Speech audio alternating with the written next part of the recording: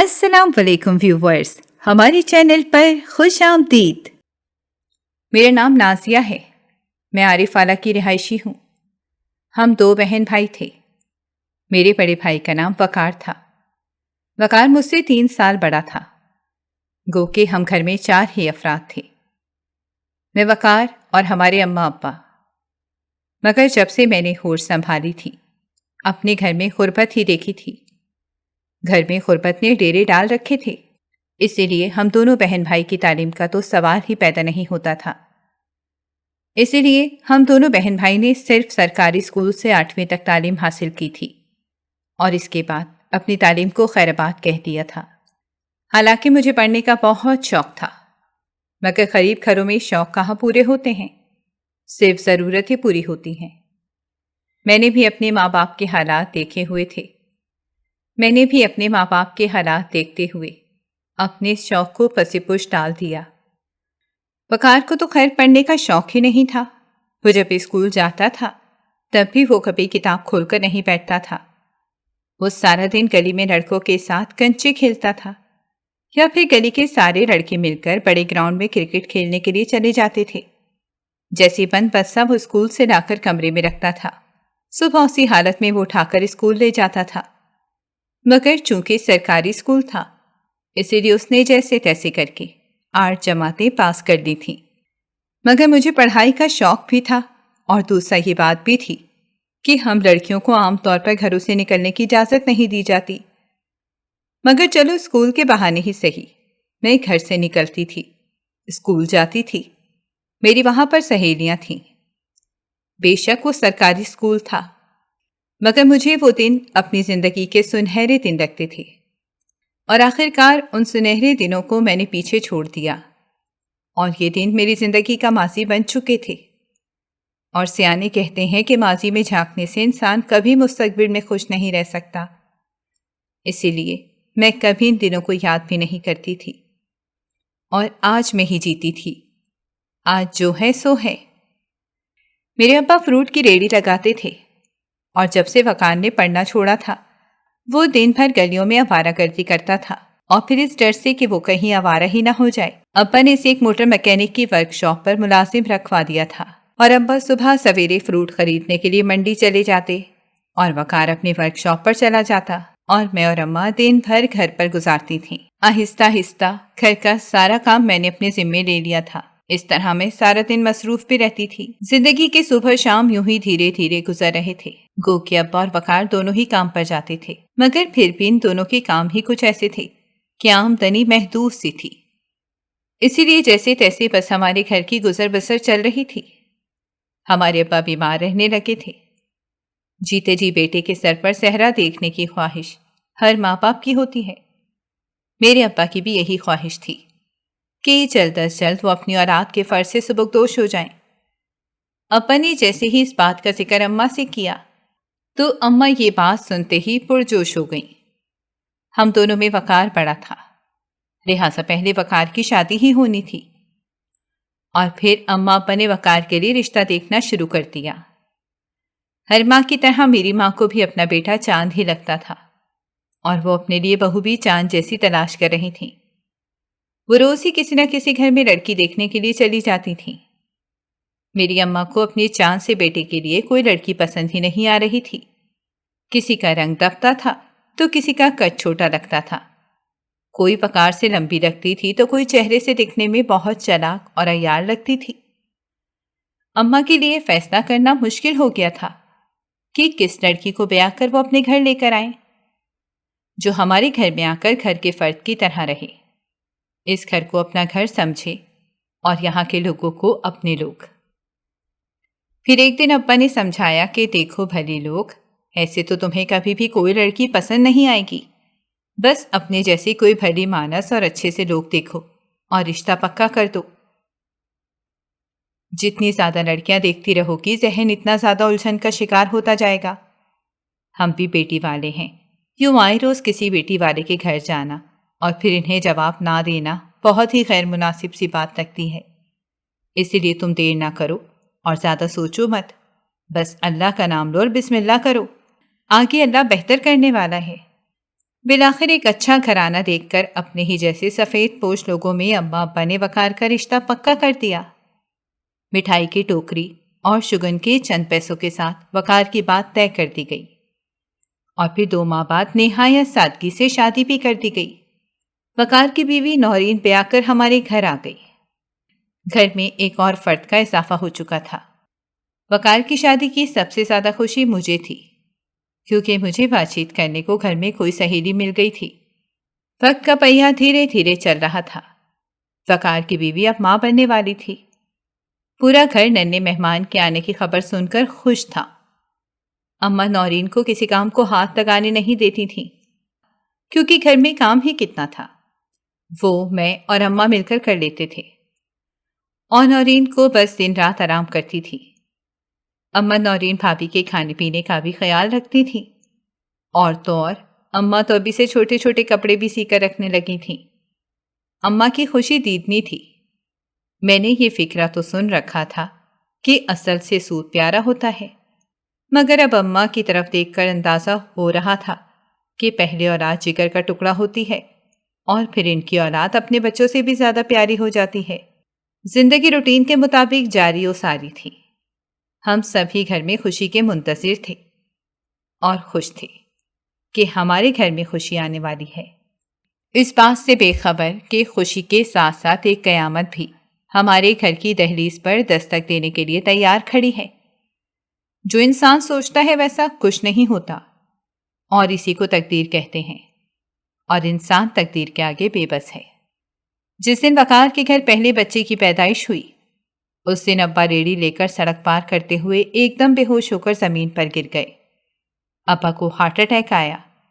جب تک آس پاس کے لوگ جمع ہوئے اور ابا کو ہسپتال پہنچانے کا بندوبست کرنے لگے، تب تک ابا اپنے خالق حقیقی سے جا ملے تھے۔ اپنے پوتے پوتی کو دیکھے بغیر، اس خوشی کو محسوس کیے بغیر ابا ہمیں چھوڑ کر دنیا سے جا چکے تھے۔ ابا کے جانے کا صدمہ اپنی جگہ پر تھا، مگر یہ سوچ بھی مجھے پریشان کر رہی تھی کہ اب گھر میں کمانے والا اکیلا فرد میرا بھائی وقار ہی تھا۔ ایک ورک شاپ سے آخر کتنی آمدنی ہو جاتی تھی؟ اس محدود سی آمدنی میں گھر کا گزارا کرنا انتہائی مشکل ہو رہا تھا۔ مگر اس موقع پر میری بوڑھی ماں نے اپنے جوان بیٹے کا خوب ساتھ دیا۔ وہ دیکھ رہی تھی کہ ابھی اکیلے بیٹے کے بس کی بات نہیں رہی، اسی لیے اس نے بیٹے کا ساتھ دینے کا فیصلہ کیا۔ اماں نے لوگوں کے گھروں میں صفائی کا کام شروع کر دیا۔ اماں اپنی ہمت سے بڑھ کر کام کر رہی تھیں اور بھائی کا ساتھ دینے کی کوشش کر رہی تھیں، اور میں نے بھی گھر بیٹھ کر کپڑے کی سلائی کا کام شروع کر دیا۔ یوں ہم سب نے مل کر زندگی کی گاڑی کھینچنی شروع کر دی۔ خدا کا شکر ہے کہ پھر سے اچھی گزر بسر ہونے لگی تھی۔ وقت کا کام گزرنا ہے، اور وہ دھیرے دھیرے گزر رہا تھا۔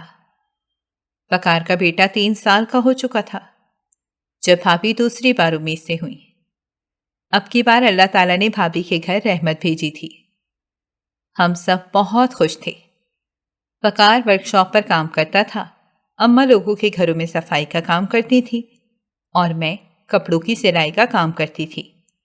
مگر جیسے جیسے گھر میں افراد کا اضافہ ہو رہا تھا، اخراجات کا اضافہ بھی ہو رہا تھا۔ ہم سب ہی مقدور بھر اپنی اپنی کوشش کر رہے تھے، سوائے بھابھی نورین کی۔ میری بھابھی نورین بہت ہی نکمی اور آلسی عورت تھی۔ وہ گھر میں تنگی کی شکوے شکایت تو کر دیتی تھی، مگر اس نے کبھی بھی یہ نہیں سوچا تھا کہ کچھ کر کے اپنے شوہر کا یا گھر والوں کا ہاتھ بٹا دے۔ اماں اسے اکثر سمجھاتی تھیں کہ شوہر کے ساتھ تنگ دستی کا لڑائی جھگڑا کرنے کے بجائے تم اس کا ساتھ دینے کی کوشش کرو، یا تو تم نازیہ کے ساتھ کپڑے سلائی کروا لیا کرو، یا پھر میرے ساتھ آیا کرو، میں تمہیں کسی نہ کسی کوٹھی میں صفائی کا کام تلاش کر دوں گی۔ مگر وہ آگے سے ہمیشہ ماں کو ٹکا سا جواب دیتی تھی کہ آپ لوگ کر تو رہے ہیں کام، مجھے کیا ضرورت پڑی ہے۔ اماں بھابھی کے اس جواب پر ہمیشہ خاموشی اختیار کر لیتی تھیں، صرف اس وجہ سے کہ گھر کا ماحول خراب نہ ہو۔ زندگی یوں ہی بسر ہو رہی تھی۔ اماں کو اب میری شادی کی فکر ستا رہی تھی۔ اماں نے رشتے بھی تلاش کرنے شروع کر دیے تھے کہ اچانک ہی ہماری سروں پر ایک قیامت ٹوٹ پڑی۔ وقار کا بیٹا 5 سال کا اور بیٹی 2 سال کی ہو چکی تھی۔ ایک دن وقار گھر سے تو کام کے لیے خود ہی نکلا تھا، مگر واپس وہ خود نہیں آیا، اسے لوگ اٹھا کر لے کر آئے۔ روڈ کراس کرتے ہوئے وقار کا ایکسیڈنٹ ہوا تھا۔ ایکسیڈنٹ اس قدر شدید تھا کہ وقار کو ہسپتال پہنچانے کا موقع بھی نہیں ملا اور وہ موقع پر ہی جاں بحق ہو گیا تھا۔ ہمارے گھر کا واحد مرد، ہمارا واحد کمانے والا اور ہمارا واحد سہارا ہم سے چھن چکا تھا۔ وقار کی میت گھر کے صحن میں پڑی تھی اور میں سوچ رہی تھی کہ اب ہمارا کیا ہوگا۔ مجھے خود اپنی اور اماں کے بجائے نورین بھابی اور اس کے بچوں کی فکر تھی۔ اب ہم گھر میں صرف 3 عورتیں ہی باقی تھیں، مگر دنیا کا دستور ہے، جانے والوں کے ساتھ کوئی نہیں جاتا اور پیٹ کی بھوک ختم کرنے کے لیے کچھ نہ کچھ کرنا ہی پڑتا ہے۔ ہم نے بھی اپنے گھر کو چلانے کے لیے پھر سے وہی کام کاج شروع کر دیے تھے، مگر اب اماں کی بوڑھی ہڈیوں میں اتنا دم خم نہیں تھا، مگر پھر بھی اماں ہمارا ساتھ دینے کے لیے کچھ نہ کچھ کوشش کرتی ہی رہتی تھیں۔ نورین بھابی سے 1000 دفعہ کہا تھا کہ وہ بھی کوئی کام کاج تلاش کر لیں، مگر وہ ہمیشہ ایک کان سے سن کر دوسرے کان سے نکال دیتی تھیں۔ ہمارے گھر میں فاقے ہونے لگے تھے۔ بڑے تو کسی نہ کسی طرح بھوک بھی کاٹ لیتے ہیں، مگر بچوں کو سمجھانا مشکل تھا، اور ان کو بھوک سے بھی لگتے ہوئے روتے دیکھنا اس سے بھی زیادہ صبر آزما اور تکلیف دہ کام تھا۔ ایک دن بھابی دونوں بچوں کو ساتھ لے کر کہیں جانے کے لیے گھر سے نکلی تو میں نے آواز دے کر پوچھا کہ بھابی کہاں جا رہی ہو؟ تو بھابی نے مجھے بتایا کہ میں بچوں کو لے کر قبرستان وقار کی قبر پر جا رہی ہوں۔ خیر میں اپنے کام میں مصروف ہو گئی۔ تقریباً 2 گھنٹے گزر گئے تھے، مگر نورین بھابی اب تک واپس نہیں آئی تھیں، جبکہ قبرستان بھی گھر سے زیادہ دور نہیں تھا۔ اب تو مجھے حیرت کے ساتھ ساتھ تشویش بھی ہونے لگی کہ آخر اتنی دیر کیوں ہو گئی ہے ان کو۔ نورین بھابی کی لاپرواہ طبیعت کی وجہ سے مجھے اب پریشانی ہونے لگی تھی اور ذہن میں طرح طرح کے وسوسے سر اٹھا رہے تھے۔ جب اچانک میں نے نورین بھابی کو گھر میں داخل ہوتے ہوئے دیکھا، وہ تو بہت خوش نظر آ رہی تھیں۔ نورین بھابی قبرستان سے آ رہی تھیں۔ اپنے شوہر کی قبر پر فاتحہ خوانی کے بعد اس کے چہرے پر ذرا بھی افسردگی یا پریشانی نہیں تھی۔ ان کے چہرے کی خوشی دیکھ کر تو یہ لگ ہی نہیں رہا تھا کہ وہ قبرستان سے واپس آ رہی ہیں، اور تو اور نورین بھابی کے ہاتھ میں کچھ پیسے بھی تھے۔ مجھے بھی دیکھ کر حیرت اور تجسس ہوا کہ بھابی تو کہہ رہی تھی وہ قبرستان جا رہی ہیں، پھر ان کے پاس یہ پیسے کہاں سے آئے؟ میں نے فوراً بھابی سے پوچھا کہ بھابی یہ پیسے کہاں سے آئے؟ مگر بھابی کے جواب نے مجھے مزید حیرت میں ڈال دیا۔ اس نے مجھے ایک عجیب سا جواب دیا۔ وہ کہنے لگی کہاں سے آنے ہیں بھائی، اللہ نے میری مدد کی ہے۔ یہ کہہ کر بھابی تو پیسے ہاتھ میں پکڑے یہ جا اور وہ جا، وہ اپنے کمرے میں بھی چلی گئی تھیں، اور میں حیران پریشان کھڑی اس بات کو سمجھنے کی کوشش کر رہی تھی کہ اللہ نے مدد کی ہے، اس بات کا کیا مطلب ہے؟ خیر سمجھ تو مجھے کچھ نہیں آیا، مگر بھابی کے اس جواب پر میں نے خاموشی اختیار کر لی۔ مگر اب بھابی کا آئے دن یہی معمول تھا، وہ ہمیں قبرستان کا کہہ کر گھر سے نکل جاتی اور 2-3 گھنٹے بعد واپس آتی تھی۔ واپسی پر اس کے ہاتھ میں یا تو کچھ پیسے ہوتے یا پھر کچھ راشن وغیرہ ہوتا تھا، اور اماں کے یا میرے پوچھنے پر وہ ہمیشہ ایک ہی جواب دیتی تھی کہ اللہ نے مدد کی ہے۔ مجھے مطمئن ہونے کے لیے نورین بھابی کا یہ جواب کافی نہیں تھا۔ ظاہر ہے یہ گول مول سا جواب تھا جس سے صاف ظاہر ہو رہا تھا کہ وہ کوئی بات چھپا رہی ہیں۔ میرے ذہن میں یہ چیز اب کھٹکنے لگی کہ دال میں کچھ کالا ضرور ہے، کیونکہ نورین بھابی جتنی نکمی اور آلسی عورت تھیں وہ کوئی کام تو ہرگز نہیں کر سکتی تھیں، تو پھر یہ پیسے کہاں سے آ رہے تھے؟ مجھے اس چیز کا پتہ چلانا تھا اور اس راز سے پردہ اٹھانا تھا۔ میں نے سوچ لیا تھا کہ مجھے کیا کرنا ہے۔ میں نے بھابی کا پیچھا کرنے کا فیصلہ کیا تھا۔ بھابی تو روز ہی گھر سے جاتی تھیں، مگر پھر ایک دن میں بھی تیار ہو گئی۔ ایک دن جیسے ہی بھابی گھر سے نکلی، میں بھی اپنا برقع پہن کر بہت محتاط انداز سے بھابی کے پیچھے پیچھے جانے لگی تھی۔ ہمارے گھر سے کچھ ہی فاصلے پر قبرستان تھا، مگر یہ دیکھ کر میری حیرت کی انتہا نہ رہی کہ قبرستان تو بھابی نے پیچھے ہی چھوڑ دیا تھا۔ وہ قبرستان نہیں گئی تھیں، تو پھر آخر یہ کہاں جا رہی تھیں؟ اس نے دونوں بچوں کو اپنے دائیں بائیں کر رکھا تھا اور ان کی انگلیاں تھام رکھی تھیں۔ وہ چلتے چلتے تھوڑی دیر بعد آس پاس اور آگے پیچھے بھی دیکھ لیتی تھی، اسی لیے میں بہت احتیاط کے ساتھ بھابھی کا پیچھا کر رہی تھی۔ مجھے یہ بھی ڈر تھا کہ اگر بھابھی کی مجھ پر نظر پڑ گئی تو سارا معاملہ دھرے کا دھرا رہ جائے گا، اور میں نہیں چاہتی تھی کہ کچھ بھی گڑبڑ ہو اور یہ کام ادھورا رہ جائے۔ دونوں بچوں کو لے کر نورین بھابھی آخر کہاں جاتی ہیں؟ اسی سوال کا جواب جاننے کے لیے میں بھابھی کے پیچھے پیچھے چلتی جا رہی تھی۔ اب بھابھی ایک مصروف شاہراہ پر آ چکی تھی۔ میرے ذہن میں اب طرح طرح کے خیال امنڈ رہے تھے۔ آخر نورین بھابھی یہاں اس مصروف شاہراہ پر کیا کرنے آئی ہیں؟ کیا بھابھی اپنے مرحوم شوہر سے بے وفائی کر رہی ہیں؟ اس خیال نے ہی میرے تن بدن میں آگ لگا دی تھی، مگر یہ صرف قیاس آرائی تھی۔ ابھی کچھ بھی کہنا قبل از وقت تھا۔ مجھے بھابھی کے اگلے قدم کا انتظار تھا۔ کچھ دیر مسلسل چلنے کے بعد پھر اچانک وہ رک گئی۔ میں بھی ایک دیوار کے ساتھ لگ کر کھڑی ہو کر دیکھنے لگی، مگر بھابھی تو سڑک پر ہی کھڑی ہو گئی تھی۔ میرا خیال تھا کہ وہ یہاں کسی سے ملنے آئی ہوں گی، مگر اگلا منظر جو میں نے دیکھا اسے دیکھ کر میرے سر پر گویا آسمان ہی ٹوٹ پڑا۔ حیرت اور افسوس سے میری آنکھیں پھٹی کی پھٹی رہ گئیں۔ نورین بھابھی نے اپنے برقعے میں سے ایک چادر نکالی اور اسے سڑک پر بچھا کر اس پر بچوں کو بٹھا دیا۔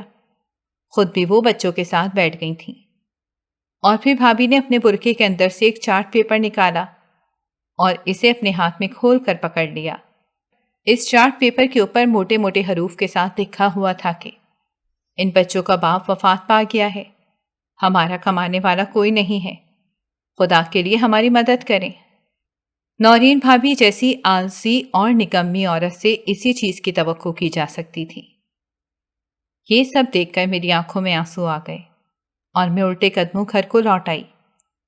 میرے گھر واپس آنے تک اماں بھی گھر واپس آ چکی تھیں۔ مجھے باہر سے آتا دیکھ کر اماں نے حیرت سے مجھے پوچھا کہ نازیہ تم کہاں گئی تھی؟ میں نے اماں کی بات کا جواب دینے کے بجائے برقع اتار کر چارپائی پر رکھا۔ میں اماں سے نظریں چرا رہی تھی، مگر اماں نے میری سرخ آنکھیں دیکھ لیں اور فوراً کہنے لگی کہ نازیہ خیریت تو ہے، تمہاری آنکھیں کیوں اتنی سرخ ہو رہی ہیں؟ کیا تم رو رہی تھی؟ جواب میں نے آہستگی سے سر ہلا دیا، کیونکہ اب اماں کو پتہ تو چل ہی چکا تھا۔ اب اماں سے بات چھپانا ناممکن تھا۔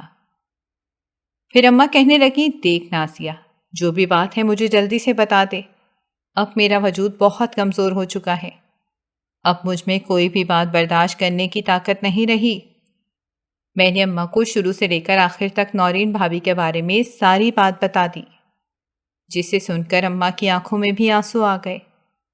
اماں نے تعصب سے سر ہلایا اور کہنے لگی مجھے نورین سے یہ امید نہیں تھی، ہم نے اتنی تنگی میں بھی وقت گزارا، دن میں ایک وقت کا کھانا بھی کھایا، مگر کبھی کسی کے سامنے ہاتھ نہیں پھیلایا، مگر اس نورین نے تو ہماری ناک ہی کٹوا دی ہے۔ تقریباً 2 گھنٹے بعد بھابھی بھی گھر واپس آ گئیں۔ بچے فوراً ہی کھیلنے کودنے میں مصروف ہو گئے اور بھابھی اپنے آپ میں مگن آتے ہی صحن میں چارپائی پر بیٹھ کر پیسے گننے لگیں۔ وہ نہایت شوق اور انہماک سے پیسے گن رہی تھیں۔ میں نے نہایت افسوس کے ساتھ ان کی جانب دیکھا اور پھر کہا بہت خوب بھابھی، بہت اچھی تربیت کر رہی ہو تم اپنے دونوں بچوں کی۔ اپنے بچوں کو خودداری سکھانے کے بجائے تم اسے لوگوں کے آگے ہاتھ پھیلانا سکھا رہی ہو۔ اتنی سی عمر میں تم نے بچوں کی عزت نفس کو چل دی، انہیں عزت سے سر اٹھا کر جینے کے بجائے فرش پر بیٹھ کر ہاتھ پھیلا کر لوگوں سے مانگنا سکھا رہی ہیں۔ قیامت والے دن وقار بھائی کو کیا جواب دو گی کہ تم نے اس کے بچوں کی یہ تربیت کی؟ میرے سوال پر نورین بھابھی کے چہرے کا رنگ یکدم زرد پڑ گیا۔ وہ بوکھلا کر چارپائی سے کھڑی ہو گئی۔ اس کے چہرے پر ایک رنگ آ رہا تھا، ایک جا رہا تھا۔ وہ جان چکی تھی کہ اس کا بھانڈا پھوٹ چکا ہے۔ انہیں یہ کام مت سکھاؤ بھابھی، انہیں حلال کا نوالا کھلاؤ گی تو ان کو تھوڑا کھا کر بھی صبر آ جائے گا، لیکن اگر تم انہیں ہاتھ پھیلانا سکھاؤ گی تو یہ ہمیشہ مانگتے رہیں گے، کیونکہ مانگا ہوا رزق کبھی پورا نہیں پڑتا۔ انہیں رب سے مانگنا سکھاؤ بھابھی، انسان کبھی کسی دوسرے انسان کا پیٹ ہمیشہ کے لیے نہیں بھر سکتا۔ یہ خدا کی ذات ہی ہے جس نے رزق کا ٹھیکہ لے رکھا ہے، ورنہ انسانوں کی اتنی اوقات نہیں ہے۔ وہ جس ذات نے رزق کا وعدہ کیا ہے اس کے در پر جانے کے بجائے، اس سے مانگنے کے بجائے تم بچوں کو در در جانے اور لوگوں سے مانگنے کی تربیت دے رہی ہو۔ میری باتیں سن کر بھابھی نے شرمندگی سے سر جھکا دیا۔ اس نے اپنے خشک پڑتے ہونٹوں پر زبان پھیری۔ نہ جانے میرے الفاظ میں ایسا کیا تھا کہ اس عورت کے دل پر اثر کر گئے، حالانکہ مجھے بالکل بھی امید نہیں تھی کہ میرے الفاظ رتی برابر بھی نورین بھابھی پر اثر کریں گے۔ میں صرف اپنے دل کی بھڑاس ہی نکال رہی تھی، مگر نورین بھابھی کی حالت دیکھ کر میں دنگ رہ گئی تھی۔ میرے الفاظ نے ان پر بہت گہرا اثر کیا تھا، شاید یہ بھی خدا کا کوئی معجزہ ہی تھا۔ نورین بھابھی نے اپنی آنکھوں میں آئے ہوئے آنسو ہاتھ کی پشت سے صاف کیے اور پھر ایک سرد آہ بھر کر کہنے لگیں، شکریہ نازیہ، تمہاری باتوں نے میری آنکھیں کھول دی ہیں۔ واقعی میں اپنے نکمے پن میں اپنے بچوں کا مستقبل تباہ کر رہی تھی۔ میں نے یہ تو سوچا ہی نہیں کہ کل کو ان بچوں نے جوان بھی ہونا ہے، اور جب تک یہ جوان ہوں گے ان کا ذہن تو بن چکا ہوگا، اور پھر یہ کام کرنے کے بجائے مانگنے کو ترجیح دیں گے۔ میں تم سے وعدہ کرتی ہوں کہ میں دوبارہ کبھی یہ کام نہیں کروں گی۔ میں اپنے بچوں کو عزت سے سر اٹھا کر جینا سکھاؤں گی، نہ کہ سر جھکا کر مانگنا۔ تم نے وقت پر میری آنکھیں کھول دیں، ورنہ نہ جانے کب تک میں اس ذلت کی دلدل میں رہتی۔ میں نے مسکرا کر بھابھی کا کندھا تھپ تھپایا اور انہیں تسلی دی، اور پھر بھابھی نے ثابت کر دیا کہ ان کی باتیں صرف باتیں نہیں تھیں۔ اس دن کے بعد سے ہی بھابھی بھی اماں کے ساتھ کام پر جاتی، بلکہ اماں ہی گھر میں کام کرتی ہیں اور بھابھی کئی گھروں میں کام کرتی ہیں۔ بھابھی دن رات کام کرتی ہیں، محنت کرتی ہیں اور حلال کا رزق کما کر اپنے بچوں کو پال رہی ہیں۔ میں لوگوں کے کپڑے سلائی کرتی ہوں، اور وقار کے بچے آج ہمارے شہر کے سرکاری اسکول میں تعلیم حاصل کر رہے ہیں۔ اماں کی بوڑھی ہڈیوں میں اب زیادہ سخت باقی نہیں رہی، اس لیے وہ آنے والے وقت سے خوف زدہ ہیں، اور اپنے مرنے سے پہلے وہ مجھے اپنے گھر کا کرنا چاہتی ہیں۔ بھابھی اور اماں کی کوششوں سے ہی میرے لیے ایک مناسب رشتہ بھی مل گیا ہے، اور 6 ماہ بعد ہی میری شادی بھی طے کر دی گئی ہے۔ اب اماں اور بھابھی دونوں مل کر ہی میرے لیے کچھ نہ کچھ بناتی رہتی ہیں، تاکہ مجھے عزت سے اپنے گھر رخصت کر سکیں۔ اگر آپ کو ہماری کہانیاں پسند آ رہی ہیں تو ہماری چینل کو سبسکرائب کریں اور بیل آئیکن کو پریس کرنا مت بھولیے گا، تاکہ ہماری ہر کہانی آپ تک بر وقت پہنچے، اور کامنٹ باکس میں اپنی رائے کا اظہار کرنا مت بھولیے گا۔